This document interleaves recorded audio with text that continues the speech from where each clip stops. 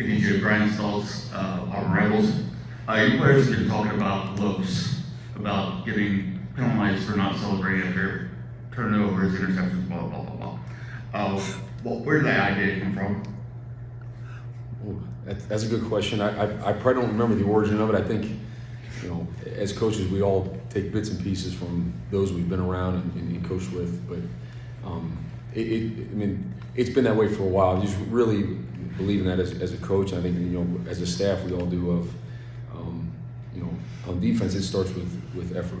You got to get hats to the ball, and effort can make up for a lot of things. It's never going to be perfect. So someone misses a tackle, it's not as big of a miss if there's guys running the ball and that are right there. Someone missing an assignment out of their gap. Again, if there's guys flying to the ball, those mistakes don't show up quite as big. We'll go here on the right.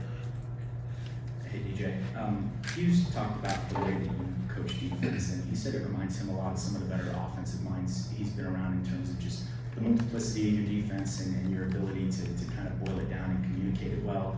Would you agree that you maybe have notes of I guess some better offensive minds in the way that you try to coach your defense, and then I guess just in terms of the multiplicity and the communicativeness, just what would you attribute that to?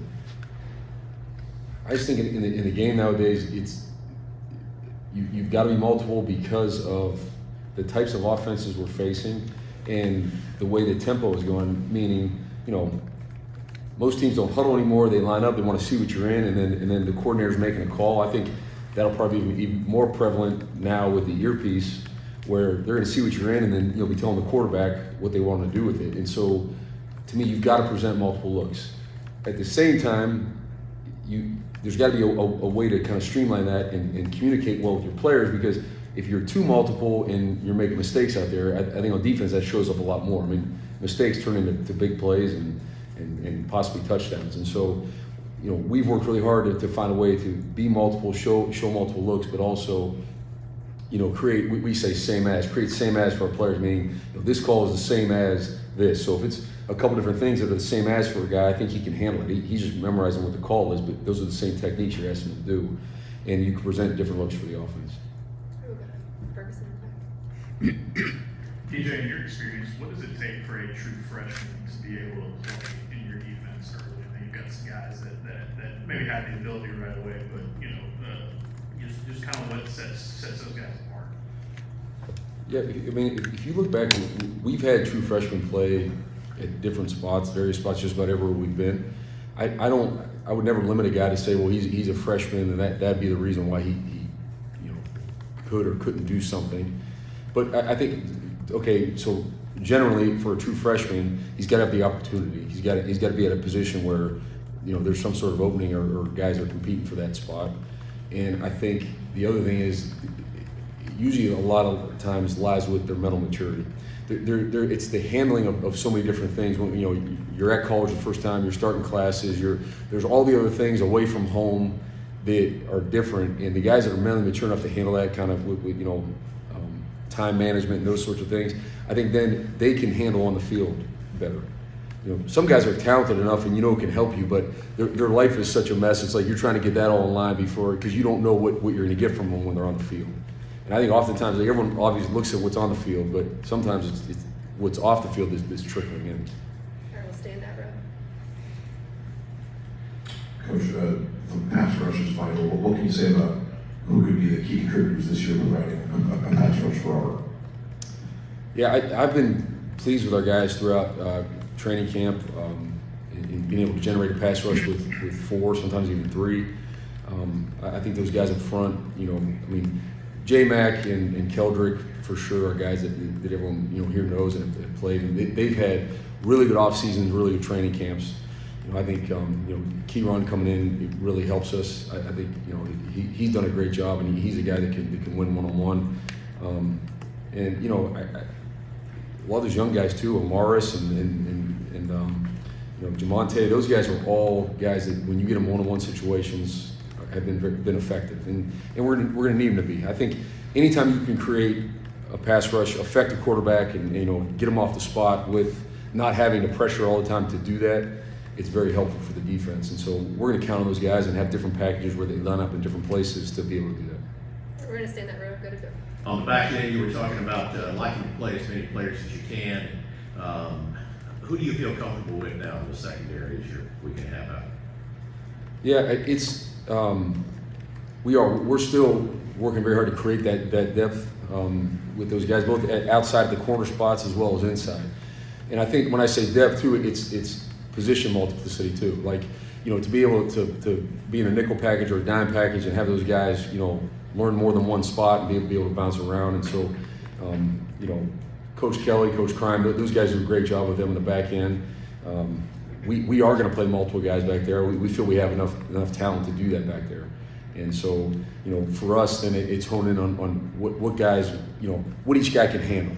Sometimes physically they can handle doing multiple things, but it's okay mentally. Are we putting too much on this guy to learn more than one spot? Those are the things right now that we're kind of fine-tuning and going through as we approach a game week to say, okay, now we get into a game plan and it's really detailed and narrowed down as to what we're doing. What can this guy handle and learn? You mentioned Amaris and Jamonte. Freeze has mentioned previously that he's not sure how useful a redshirt is nowadays, especially with talented freshmen like that. Is that sort of a helpful component for you? Have you, as a coaching staff, maybe talked about, you don't need to worry about that if they can help you 5 or 6 plays, just get them in the game? I'm interested to kind of know your perspective on that. Yeah, honestly, it's not like a real conversation we've had to this point of redshirt. And to me, it's like any guy that can help us and can play, like we need to utilize them. That's in all 3 phases of the game, right? Offense, defense, special teams. And, certainly there's a long list of ways the landscape of college football has changed in terms of, all the things we can go into. So that being one of them as well. What does that really look like in terms of a guy redshirt? And so, I think usually we make those decisions later in the year, and maybe you get the game after game 4 if the guys played or not, what we're doing, and have those conversations. But we want all of our guys preparing to play and help the team, and anyone that can do that, we're certainly going to utilize. Right, Philip in the back. Back here. DJ, you've obviously been through this league a few times. If you just talk about the challenge of the offensive coordinators you go up against in addition to the players, obviously, but the offensive coordinators and how you prepare differently for different guys. Yeah, listen, I think this conference is the best football in the country, and so it attracts the best players, I feel, in recruiting. For the most part, you're recruiting the top level players, and I think it's the same for coaches. You're going to get the top level coaches that want to, everyone that's a competitor, whatever field you're involved in, you want to compete at the highest level, and so we have it. I think there's talented coordinators, and week in and week out, those challenges are different as to what you face, but obviously all these guys are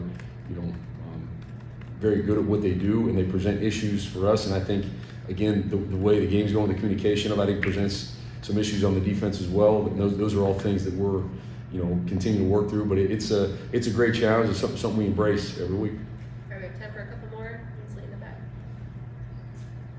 Coach, question about the helmet communication. Have you guys kind of nailed down who are going to kind of be the players, with the units and their helmets, and have you guys experienced any kinks, or just how's that experiment or the newness going on that front? Yeah, we have. The kinks are they told me sometimes I'm too loud in their ear, so I got to work on that. There's a couple ways of saying the same thing. They sound differently, but I don't know how much that on the defensive side that it really changes things. I think it does assist and maybe helps a little bit with communication, but we can't totally go to that's our communication to the players on the field. Just again, most teams don't huddle. We can't huddle. So I think we're different from the program from that aspect. But we've been working on that since really back in spring, and kind of I feel like worked out a lot of the kinks in it, and kind of how we want to do it. And so some of that may change as we get in the season maybe, but we worked on it a bunch. All right, we got time for one more back or in the third row. Hey, DJ, Coach Freeze mentioned DeMarcus Riddick as a freshman who, he said probably isn't going to talk about enough. What have you seen from him, and how do you think he can contribute this season? Yeah, DeMarcus, he's a unique skill set for his size and length and ability to run and move is pretty dynamic. He played a different position in high school than he's playing right now. But I think that lends to his ability to, play multiple spots. He looks really good out in open field, open space. But he also looks good in the box because he has good length. He's a physical player. And I just think, he's just scratching the surface because obviously every rep he gets is something where he's at is probably a new one for him, And so you can just see him get better and learn every day out there. So he's definitely a guy that can and will contribute and help us as a freshman.